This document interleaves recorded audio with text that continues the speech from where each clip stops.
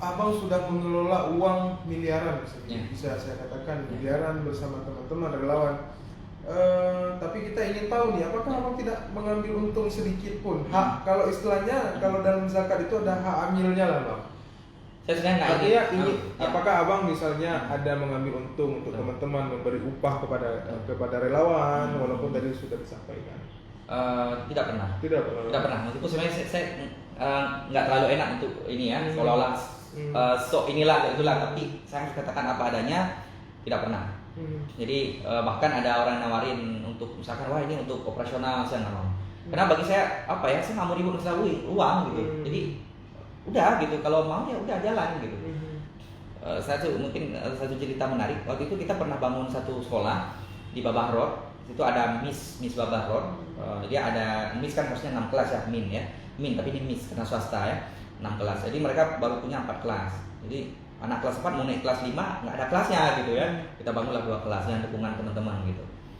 Nah waktu itu kita cari relawan gitu. Kebetulan saya di Babah Road agak sedikit teman gitu ya. Lalu saya posting lah di Facebook, kita mau cari relawan gitu. Ada yang melamar 22 orang, gitu. Ada yang S2 di luar negeri, macam-macam. Nah cara saya pilih relawan kenapa? Karena saya toh nggak kenal, saya tuliskan nama-nama mereka di kertas kecil-kecil gitu. Kemudian saya taburin kayak gini. Lalu yang muncul namanya ke atas, saya fotoin, gitu. Misalkan muncul 10, udah yang 10 yang muncul saya kesampingkan. Yang 10 ini saya giniin lagi, udah muncul 5, saya fotoin.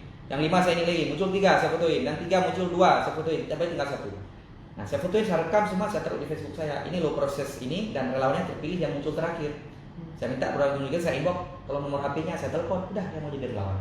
Seperti itu, toh saya nggak kenal siapa gitu. Tapi saya meyakini ketika orang tahu bahwa yang kita lakukan ini nggak bergaji dan sebagainya, saya yakin ketika orang melamar itu dia memang benar-benar berdasarkan kesadaran penuh gitu, bahwa dia dalam hati terdalam dia ingin melakukan sesuatu gitu. Ya udah, itu jadi bagi saya siapapun ya nggak apa-apa gitu. Sampai selamanya mereka membangun, ada nggak bang relawan yang membangun rumah berulang kali? Ada. Misal Mbak Akmal Daud itu di paling dominan ya. Misalkan kalau sering lihat itu di media sosial, sering juga postingan beliau yang viral segala macam ya. Itu mungkin beliau udah bangun hampir 20 rumah gitu.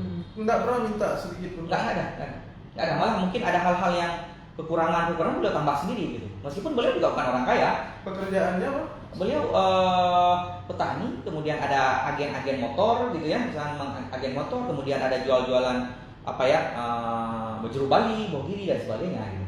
Biasa saja, memang beliau di kampung dikenal sebagai bukan tokoh gitu sih, mungkin tokoh pemuda ya, mantan dam beliau. Tapi ya selama ini ya beliau nggak pernah kita bayar. Nah bahkan beliau itu sehari-hari itu saya merasa, karena saya bertanya juga, ini Pak Akmal ini kerjanya apa gitu, maksudnya sempat kerja lagi nggak gitu, karena beliau kalau lihat posting di Facebook beliau hampir tiap hari beliau tuh kerja di lapangan aja. Dia ada saja orang yang beliau dapatkan yang dibantu, atau ada anak yang putus sekolah segala macam yang beliau selalu di lapangan gitu. Tapi memang setahu yang saya tahu tidak pernah kita kasih uang apapun. Ini mungkin bagian dari doa yang kita bicarakan tadi bang ya, dengan doa-doa teman-teman, doa orang tua, doa keluarga. Ya, istilahnya dalam kehidupan tuh dimudahkan lah urusannya gitu ya. Mungkin ya barangkali saya nggak bisa pastikan, tapi mudah-mudahan iya. Ya mungkin saudara juga kebaikan dari balasan dari kebaikan yang telah dilakukan oleh Bang Edi Fadil mungkin tentunya, semoga ya. Baik bang, ya. Ini sekarang sudah menjadi kasih bang. Kasih itu kepala seksi ya? Iya betul. Kepala seksi. Apakah abang menilai ini bagian dari mendapat jabatan ini, prospek abang dari apa yang telah abang lakukan selama ini? Karena kan saya lihat termasuk Pak Gubernur dulu ya, Pak Ketua DPRA yang lama juga menguji kegiatan sosial. Iya, tentu ladang pengabdian itu di mana-mana ya. Bagi saya tidak terbatas bahwa orang ada jabatan dan sebagainya. Petani ketika dia bertani dengan baik, ketika dia bertani dengan jujur, itu adalah juga dia mengabdi gitu. Mahasiswa ketika mahasiswa ini menjalankan tugasnya dengan baik untuk belajar, nggak pernah nyontek, misalnya nggak pernah nitip absen dan sebagainya, itu bagi saya juga dia sedang berjuang gitu untuk sebuah nilai baik ke depan gitu ya. Seorang wartawan gitu menjalankan tugasnya dengan baik, begitu bagi saya dia juga sedang membangun sesuatu. jabatan, misalkan kasih atau apapun itu, bagi saya itu biasa saja gitu. Tapi yang penting adalah Anda bisa melakukan apa di posisi itu. Anda bisa berkontribusi apa sih? Gitu. Jadi nggak ada pengaruhnya gitu. Tapi bahwa jabatan itu, kalau saya mengistilahkan gini, jabatan itulah cara lain untuk berkasih sayang. Kenapa? Kalau misalnya mengutip UAS misalnya ya, beliau selalu mengatakan bagaimana dengan tanda tangan kita itu ada banyak orang yang bisa terbantu gitu ya, kekuasaan yang lebih tinggi misalnya, ada kebijakan yang dibangun dan sebagainya. Saya melihat dari sisi itu. Misalnya hari ini saya berbicara di isu ekonomi kampung ya, dedikasi di penguatan lembaga dan ekonomi kampung begitu. Nah, artinya saya ingin hari ini kita bicara misalnya di isu memang isu grassroots, isu di bawah. Bagaimana dengan posisi hari ini misalnya itu betul-betul isu yang kita mainkan itu betul bisa menukik ke lapangan gitu, bahwa tidak bicara lagi wacana gitu, tapi bicara bagaimana hari ini misalnya kalau isu saya itu isu BUMG misalnya. Bagaimana BUMG ini betul-betul bisa berdaya gitu, meskipun nggak semua, beberapa mungkin jadi model dan sebagainya. Jadi bicara jabatan bagi saya adalah cara lain untuk berkasih sayang, apapun jabatannya gitu ya. Dan setiap kita bisa melakukan kontribusi apapun gitu, jadi tidak terbatas. Gitu. Menurut saya demikian. Jadi sangat mendukung. Gitu. Dah selama ini Bang, siapa lebih sibuk di gerakan Cek Langit sama PNS sendiri Bang? Ya tentu gini. Kalau yang di gerakan sosial ini sebenarnya kalau boleh saya katakan, fungsi saya itu kalau bicara dulu ada Nokia itu kan punya moto connecting people. Sebenarnya tugasnya hanya connecting people saja. Jadi kalau bicara kantor saya di gerakan sosial hanya HP saja. Jadi kita nggak punya stempel, punya apa-apa. Kita hanya kepercayaan publik aja dan kita hanya punya HP saja untuk menghubung-hubungkan orang. Dan hari ini dunia kan sangat vibran ya. Dunia sangat vibran, sekaligus dunia sangat kecil sekarang. Kenapa kecil? Ya kita bisa komunikasi dengan teman kita di luar, bahkan berhadapan muka begitu di Amerika itu nyaris tak ada waktu jeda gitu ya. Dunia hampir borderless, nggak ada batas dan sebagainya. Bagi saya ya bicara yang gerakan ini hanya trik untuk memanfaatkan media saja. Jadi bagaimana memanfaatkan misal media sosial hari ini Facebook punya nilai tambah gitu. Kalau selama ini mungkin media sosial lebih cenderung sarana aktualisasi diri, katakan wah saya lagi di Kenduri ini, lagi makan ini segala macam, lagi di restoran apa segala macam, atau mungkin kita untuk menyimpan kenangan gitu ya, foto bersama keluarga dan sebagainya. Tapi itu juga kita lakukan. Tapi bagaimana mungkin ada nilai lebihnya lagi gitu, kita bisa dorong gitu. Dalam hal ini saya ingin dorong karena media sosial itu menjadi penghubung. Saya sederhana saja, misal kita punya ide sederhana, kalau dulu kita harus ke Menasa, halo gitu buat pengumuman gitu. Mungkin ada berapa 100 warga kampung yang akan datang, kalaupun datang gitu ya. Tapi hari ini kalau misalkan hari ini ada teman-teman yang punya teman di media sosial sampai 1 juta, bayangin ada ide sederhana itu bisa ditahu oleh 1 juta orang dan melalui cara yang sangat cepat sekarang. Jadi seperti itu. Jadi, nah balik lagi yang tadi pertanyaannya, saya relatif sedikit waktu yang saya habiskan untuk kegiatan ini. Kenapa? Karena efektivitasnya itu di media sosial ini gitu.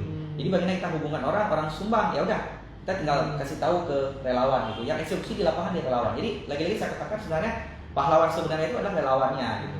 Bayangkan kalau relawannya ngambek misalnya, "Bang, saya ini nggak mau Bang, udah cukup lah, saya capek nih gitu.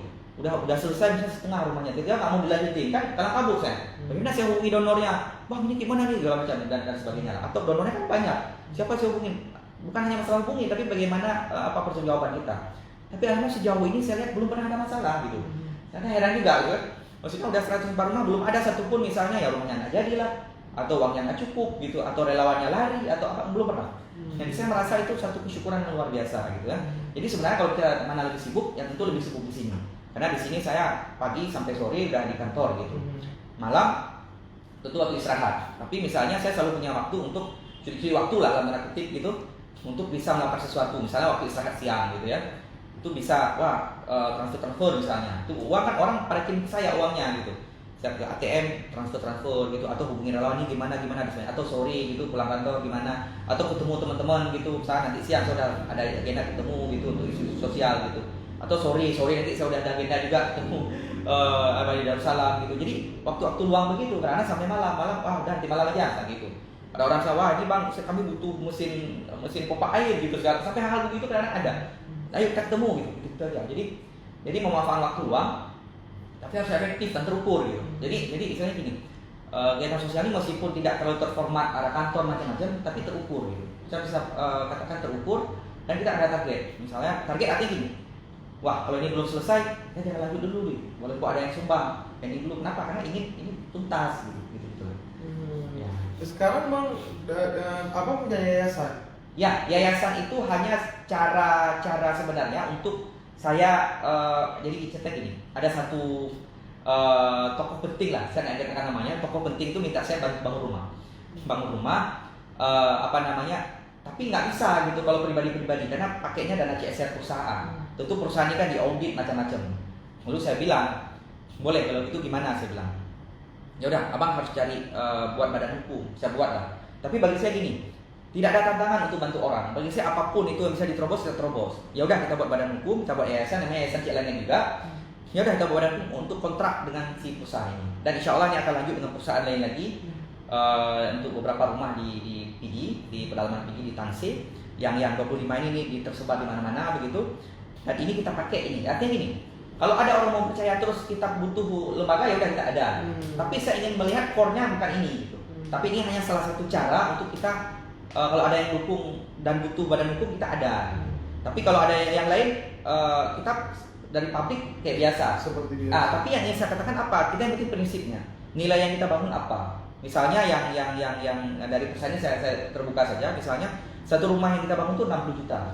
Yang dari perusahaan biasa kita 50 juta. Tapi karena di perusahaan ini kita pakai keramik segala macam, ada tambahannya dikit lah. Ada pakai prasasti macam-macam, itu jadi 60 juta. Itu kita nggak ambil untung gitu. Nah, bagi saya itu nilai itu yang meskipun yang gimana nggak apa-apa. Toh yang kita dorong itu nilai gitu, nilainya. Sampai perusahaannya bilang ke saya, Dir, dari hitungan konsultan kami itu satu rumah yang kayak kita bangun tuh, yang seperti gambar itu harusnya butuh 71 juta gitu. Saya bilang nggak bisa bang, bukan nggak bisa, saya bilang kita bisa kerjain 60 bang, tenang ya, insya Allah siap semua. Dan akhirnya saya berkeras tetap 60, meskipun mereka sendiri ini 71 gitu, jangan saya bilang 60 aja. Kalau kita bisa kerja 60 ngapain 71, saya bilang. Udah kita ambil 60, udah selesai semua rumah, berkeramik semua, berplafon semua, ada kamar mandi semua, ada listrik semua, dan selesai dengan baik gitu, dengan kualitas yang mungkin nggak terbaik, tapi saya yakin itu baik gitu. Mungkin seperti itu. Jadi di Cik Langit sendiri bang, misalnya kayak hitung-hitungan batu bata segala itu abang sendiri atau ada orang lain? Tidak pernah, kita nggak pernah hitung-hitung sebenarnya. Enggak, maksudnya untuk proses pembelian ini berapa ini butuh, dan itu siapa? Relawan. Karena saya makanya saya agak unik ya, misalkan gerakannya agak unik. Saya ada orang nanya, bang ada nggak ya ini sebelum yang program CSR ini ya, CSR ini kita ada satu memang teman relawan yang mau gambar gitu. Sebelumnya kita nggak ada gambar sama sekali rumah gitu. Oh, langsung buat. Dan jadi kalau orang nanya, bang ada teman saya mau buat rumah, bang minta dong gambar teknis rumah yang abang pernah buat, itu kan udah puluhan gitu, terus rapnya segala macam. Sebenarnya kita nggak punya, saya bilang. Orang kadang nggak percaya, bener nggak punya, iya memang nggak punya. Gitu. Kenapa? Misalkan dari rumah pertama kita bangun yang saya cerita di Sawang tadi, itu kita ketemu tukangnya tanya, bang rumah seperti apa mau kita bangun? Kebetulan ada tetangga rumah yang kita bangun ini rumahnya seperti itu, rumah yang kita yang istilah tadi tampung AA dia, tampung AA. Saya bilang bang buat rumah kayak gitu, dia bilang. Yang tampung AA dia, ya udah dia buat rumah kayak gitu. Dan pada akhirnya hari ini sampai rumah harga 104, modelnya itu tampung AA. Ini kan kita tidak punya kreasi apapun gitu ya. Ya udah seperti itu. Tapi saya melihat untuk kondisi di kampung, ya rumah seperti model begitu udah oke gitu. Udah oke. Itu kan kita bilangnya tampung AA, kamar 2 orang udah tahu gitu tanpa harus melihat gambar gitu. Kecuali untuk hal-hal yang lebih serius, misalnya wah ini ada perusahaan gitu dia mau sangat teknis, itu ada yang gambar. Badan itu relawan gitu. Misalnya yang kemarin terakhir 25 rumah, itu ada relawan yang menawarkan diri untuk bang biar saya gambar nggak apa-apa, rapnya saya itu nggak apa-apa, dia itu udah kita kasih. Nah seperti itu. Nah di DPMG sendiri bang ada nggak tidak program untuk pemberdayaan atau tidak ada ya bantuan untuk rumah misalnya? Nggak ada karena yang kalau SKPA kan kalau terkait dengan isu rumah kan Perkim ya. Dia ada dinas Perkim perumahan dan pemukiman Aceh yang tiap tahun itu bangun sampai 5.000-6.000 rumah gitu. Jadi saya selalu katakan ke teman-teman jangan pernah hitung jumlah gitu. Kalau bicara hitung jumlah nggak ada apa-apanya kita nih gitu 0, berapa gitu kan. Jadi bagi saya itu nggak penting jumlah. Tapi yang penting kita sedang ingin lihat nilai gitu. Nilainya apa gitu. Ketika ada gotong royongan itu, sikap egaliter itu tumbuh, ketika sikap ingin bantu sesama itu tumbuh, itu luar biasa. Misalnya hari ini ada teman-teman BMU misalnya, nih tusuk dan itu luar biasa gitu. Itu saya kemudian tergabung juga di grup WMU ini gitu, ada grup WA segala macam. Saya lihat misalnya satu rumah itu sampai ratusan yang nyumbang gitu. Ada yang 5.000, 10.000 gitu. Bukan masalah jumlah, tapi ketika orang semua pada pikir untuk orang lain, bagi saya itu keren sekali. Wah, ini ada saudara saya nih. Terakhir misalnya yang saya ikut di grup BMU, misalnya mau bangun, ada mualaf, 2 mualaf di Aceh Barat Daya itu mau dibangun 2 rumah sekaligus gitu. Itu udah ratusan itu donornya, sampai 600-an orang gitu. Wah, itu luar biasa gitu, itu mengharukan sekali. Ada yang nyumbang 2.000 dicatat juga, gitu. Itu luar biasa. Hal seperti itu sebenarnya yang sama-sama kita dorong gitu. Ada teman-teman komunitas, ada dosen di UTU itu, ada Pak Adwina namanya, Pak Adwina Pakai, beliau buat gerakan 10.000. Jadi setiap orang tuh ditantang untuk sebulan itu memang 10.000. Beliau target itu dapat 10.000 donatur. Jadi setiap bulan itu punya target berapa puluh juta uang akan terkumpul dan bangun rumah. Di Langkahan Aceh Utara ada satu polisi, Irfan namanya. Beliau juga lakukan hal yang sama, 10.000. Ada di Langsa, ada namanya Bang Iqbal, itu lakukan hal yang sama, 10.000. Ada di Sigli itu ada namanya teman-teman komunitas pecinta perubahan, ada Abi Muzisab dan sebagainya, itu juga melakukan hal yang sama. Di Simelu ada teman-teman Bang Anto namanya, beliau sudah bangun 24 rumah. Ada dulu di Calang, ya, PDJ ada Memun Pangam melakukan hal yang sama dengan dukungan publik juga. Di Takengon dan segala macam. Apakah kawan-kawan ini terinfluen dari abang? Saya nggak tahu. Tapi bagi saya nggak penting. Tapi abang kenal? Ternyata kenal. Misalnya kayak Bang Anto gitu ya. Itu waktu kebetulan saya dinas ke sana, terus kita ngobrol segala macam sampai beliau, wah nih kayak gitu lah. Tapi pada akhirnya beliau galang dukungan dari para ulang beliau dekat dengan para kontraktor gitu ya, dan teman-teman beliau akhirnya beliau jalan gitu dan sebagainya. Jadi bagi saya ini yang penting gitu. Ketika dan tidak harus rumah, karena saya lagi-lagi ketika orang, misalnya ada orang kasih 50 juta, saya cenderung malah nggak pikir rumah duluan. Mungkin ada orang bergerak di bidang ekonomi gitu, ada beda di bidang ini. Ada satu teman saya Nurmalawati di Padang Tinggi di kampung mungkin Gogo kalau saya tidak salah, itu beliau buat TK 1000 bintang. Anak-anak yang tidak mampu itu dari keluarga prasejahtera itu belajar di situ tanpa harus bayar. Beliau buat ada pagar beliau itu tempat orang bersedekah. Setiap hari orang punya sayur lebih misalnya digantung di situ. Orang yang butuh ngambil. Itu tiap hari penuh tuh pagarnya. Bisa lihat di Facebooknya. Itu senior saya Kak Nur Malawati melakukan hal seperti itu. Ada teman-teman di Simsar Uman Aceh, Bang Arif dan Kak Rizky misalnya. Beliau tiap hari Minggu, hari Sabtu di Belang Padang ada buat taman baca dan sebagainya. Jadi bagi saya ini sebuah gerakan moral gitu. Kebaikan-kebaikan ini yang harus kita muncul di mana-mana. Bagi saya ini jadi sebuah gerakan yang hebat pada akhirnya. Jadi pada akhirnya muncul mentalitas orang Aceh itu mentalitas bukan lagi mentalitas berharap, tapi mentalitas memberi gitu. Bukan lagi mentalitas mengkritik, hanya mengkritik. Ya mengkritik itu bagus, saya dukung orang mengkritik. Tapi orang yang solutif. Solutif tidak hanya juga ngomong, tapi solutif berbuat gitu. Berbuat juga tidak berharap apa-apa gitu. Tidak berharap bahwa Anda akan dikasih penghargaan, selama enggak gitu. Bagi saya itu penting. Bagi saya itu salah satu modal utama bagi sebuah bangsa yang besar, gitu. Sebuah daerah yang besar, sebuah peradaban yang besar. Ketika semua orang itu berpikir pada tataran saya harus melakukan apa gitu. Saya harus berkontribusi apa yang saya bisa kontribusikan. Sebenarnya itu yang bagi saya itu yang penting yang sedang sama-sama kita bangun gitu. Gitu. Bang, tadi abang sempat sampaikan saya tidak ingin ada yayasan, tidak ingin punya nama karena kalau suatu saat saya mau istirahat, ya saya istirahat. Betul. Nah sekarang sudah sejauh ini loh Bang, udah 104 rumah, mau ke 105, mau ke 106. Betul. Dengan funding ataupun orang-orang yang sudah terikat lah, kita bilang dengan abang sudah membantu. Ada rencana istirahat Bang? Begini, saya hidup ini karena saya santai-santai aja ya. Saya tidak terlalu punya target gimana gitu. Saya meyakini bahwa kita boleh berusaha, tapi ada juga ketentuan Tuhan misalnya. Tapi kita tentu harus berusaha. Tapi saya cenderung hidup tuh mengalir saja. Jadi saya tidak ingin terlalu stres gitu. Wah, setahun ini saya harus S2, S3. Meskipun tentu itu ada semacam pendidikan itu penting misalnya. Kalau ada kesempatan ngambil. Tapi nggak ada target yang terlalu rumit gitu. Sampai harus ambisi dan sebagainya ya. Terkait rumah juga seperti itu. Dari program sosial ini tentu saya ingin bahwa ini terus meluas misalnya. Tapi meluas itu kan tidak harus saya jalankan. Gitu. Tidak harus bahwa yang cek lagi ini harus terlalu besar dan sebagainya, harus gimana enggak gitu. Bahkan saya mohon maaf, misalnya ada hal tertentu saya juga berusaha untuk mengerem Bang. Misalkan saya mohon maaf ini nggak enak cerita, tapi entahlah saya cerita. Misalkan kita pernah dikasih semacam award dari ada 2 lembaga, kita tolak gitu. Kita nggak mau terlalu, misalkan jujur dan saya kayak gini di publikasi ini saya belum tentu terima gitu. Bukan sombong, tapi bagi saya aduh saya kayak jangan saya terus publikasi gitu, masih banyak nih orang lain di lapangan yang hebat-hebat juga gitu. Banyak tuh misalkan ada teman-teman yang ini, bang nulis ya bang, kalau saya jangan saya lagi bang, orang lain aja kayak gitu.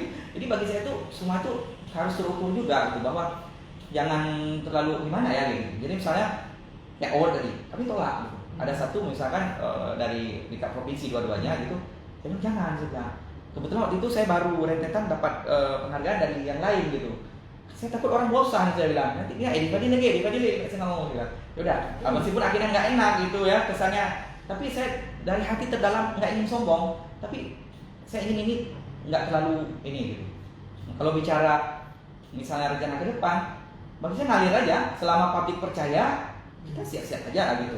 Toh teman-teman relawan di lapangan itu selalu siap gitu di lapangan, nggak apa-apa, dan selalu ada orang nawarin diri untuk melakukan sesuatu gitu. Tapi menurut saya untuk meluas, untuk besar dan sebagainya tidak harus melalui kita. Bagi saya keberhasilan itu justru ketika ada orang lain yang melakukan yang sama, terus dia juga berkembang gitu. Kayaknya teman-teman relawan karena saya dorong, bang, abang aja posting gitu, jangan saya gitu. Penting abang belajar apanya, teknik komunikasinya gitu. Yang penting bagi saya bukan teknik yang gimana, tapi yang penting positif gitu. Bagi saya yang penting positif artinya gini, nggak usah nyalain orang gitu. Nggak usah posting, wah ini pemerintah nggak betul gitu. Bukan saya kenal saya pemerintah, bukan. Tapi bagi saya nggak ada positifnya gitu ketika kita hanya semata-mata nyalahin gitu ya. Tapi kasih solusi itu lebih penting. Toh orang tahu kok pada akhirnya ini ada yang nggak betul gitu ketika ini nggak jalan dengan baik dan sebagainya. Gitu. Begitu itu penting. Jadi menyebarkan vibrasi positif itu bagi saya itu tugas yang sangat penting. Jadi makanya saya selalu inikan ke teman-teman, vibrasi itu harus dibangun gitu. Karena dalam hidup ini selalu ada gelombang gitu. Gelombang antar manusia itu selalu ada. Bahkan jangan mana manusia, dengan binatang pun ada gelombang. Misalnya orang Aceh sebut gajah itu Tengku Rayut. Sebenarnya apa maksudnya? Kalau orang kan sering misalnya ke hutan itu bilang jangan ngomong takabur ya, nanti ada harimau gitu. Sebenarnya apa? Itu saya sedang mainkan gelombang sebenarnya. Bagi saya itu mainkan gelombang vibrasi gitu. Dan itu sebenarnya ada, dunia ini kan tersusun dengan gelombang sebenarnya. Dunia ini terhubung semua. Terhubung dengan gelombang. Ketika kita main gelombang, ketika kita menyebarkan gelombang negatif, kita ngomong misalnya nyo rimungku gitu. Harimau apa? Itu datang harimau. Atau kita ngomong nyo gajah hana betul. Orang kan sering, saya pernah beberapa kali ke hutan orang ngomong jangan pawang hutan, jangan ngomong yang ini ya. Kenapa gitu? Gajah itu nggak ngerti bahasa kita, tapi auranya dia tangkap, vibrasinya dia tangkap. Bagi saya, binatang saja tahu vibrasi dari manusia gitu. Apalagi vibrasi kita antar manusia. Bagi saya selalu ingin teman-teman saya, itu teman-teman relawan di lapangan itu paham betul tentang gelombang ini. Jadi Anda harus sebarkan gelombang positif. Ketika Anda gelombang positif, itu pasti akan positif. Orang akan tangkap positif dan bawah sadar orang pasti akan tergerak positif. Kalau Anda sekali ngomong demenak, itu orang semua akan rusak gitu. Mungkin pernah belajar teori air gitu ya, ketika diucapkan bismillah atau kata-kata yang baik, itu kristalnya luar biasa. Prof. Masarul Emoto kalau saya tidak salah. Nah, juga bicara gelombang gitu. Kita sering misalnya datang ke ulama misalnya, ketika kita lihat wajahnya saja, kita merasa tenang hati kita.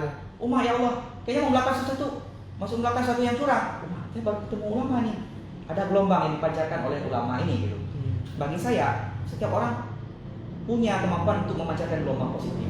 Dan itu yang kita terapkan ke teman-teman, kita coba ini kan ke teman-teman agar kalau posting itu jangan negatif. Ayo positif gitu. Nah, saya meyakini makanya orang-orang tadi meskipun yang 70% yang nggak kenal, tapi saya meyakini kita ada di gelombang yang sama. Nah, jadi nggak penting kenal, tapi ketika ada di gelombang yang sama, batin dia senang mudah-mudahan ketika tahu bahwa kita melakukan hal yang dia inginkan. Gitu. Kenapa? Karena gelombangnya sama gitu. Nah, saya pikir itu PR. Bagaimana membuat ada kalau ada hal yang positif, ayo kita menyebarkan gelombang positif ini sehingga orang menangkap titik yang sama gitu. Itu yang kita tekankan teman-teman. Makanya teman-teman boleh perhatikan misalnya di postingan saya dan teman-teman, mungkin kalau ada 1-2 mungkin pengecualian ya, tapi hampir tidak ada kita nyalain orang, mau saya. Nah mungkin. Oke, Saudara, kita nggak terasa nih udah 1 jam, udah 10.51 kita ngobrol bersama Bung Edi Fadil. Cukup banyak hal yang kita dapatkan, termasuk yang terakhir barusan ini isinya adalah nasihat semua bagi kita. Dan tentu Saudara Lun, apa yang disampaikan oleh Bung Edi Fadil merupakan gerakan moral yang mungkin bukan hanya Bung Edi Fadil bisa lakukan pada intinya ya, semua kita bisa melakukan ya Bung ya. Terbukti tadi ada beberapa orang di Aceh, beberapa teman sudah melakukan gerakan-gerakan yang sama. Semoga gerakan-gerakan moral ini tentu terus berlangsung, terus Ya. berjalan. Mungkin ada yang ingin disampaikan terakhir, Bung? Ya, pertama saya sampaikan terakhir, saya baru pertama kali dipanggil Bung. Ya. Bung itu kesannya gimana ya, kayak toki gitu ya. Jadi, pertama kali saya dipanggil Bung. Ini saya surprise gitu ya. Nah, satu. Yang kedua, saya pikir terlalu banyak hal di sekitar kita yang butuh partisipasi publik. Kita tidak hanya bisa mengenalkan pemerintah. Pemerintah hari ini punya dana berapa misalnya, tidak bisa. Tapi persoalan regulasi itu di pemerintah, gitu ya. Tapi butuh kontribusi semua. Kalau saya pesan terakhir adalah terlalu banyak hal yang bisa kita lakukan dan kita tidak bisa melakukan segalanya, tapi kita pasti bisa melakukan sesuatu. Nah, sesuatu itu apa, sekecil apapun, bagi saya itu penting untuk dilakukan. Itu aja. Oke, intinya masing-masing ada ladang kebaikan ya. Benar. Tempat kita beramal dan berbakti kepada negara, agama dan masyarakat. Baik, Saudara Lon, udah 1 jam kita bicara di siaran podcast kali ini. Saya Subur Dhani, jurnalis RAM Indonesia, mengucapkan terima kasih kepada semua yang telah setia dari 1 jam yang lalu, dan Bang Edi Fadil selaku inisiator dari Gerakan Cat Langit juga akan mengundurkan diri dari siaran podcast ini. Terima kasih Bung atas kehadirannya. Assalamualaikum warahmatullahi wabarakatuh.